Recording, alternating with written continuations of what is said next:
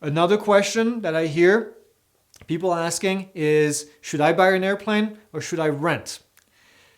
Here's something to consider. I'm not going to give you the answer because I think it depends on the person. It really depends on how many hours a year you're going to be flying. Here's some cost to consider. Maintenance cost, and that includes your engine.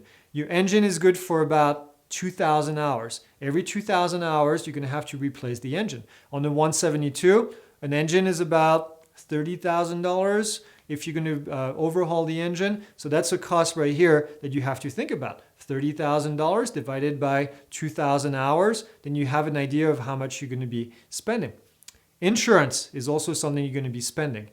The hangar, if you have your airplane in a hangar, or if you have a space in the parking lot at the airport, you're going to have to pay for this. There's no way around it.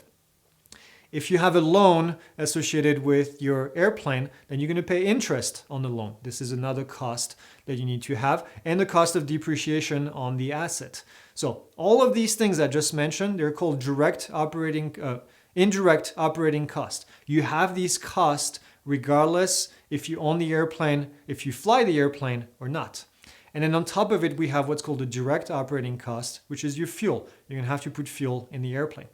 Based on all this, if you fly only 10, 20 hours a month, then it may not make sense to have your own airplane. If you fly 100 hours or 200 hours, then it's going to be very different. So all that cost that you're paying, regardless of how much you fly, the more you fly, the more you spread the cost, the better it's going to be. So think about all this.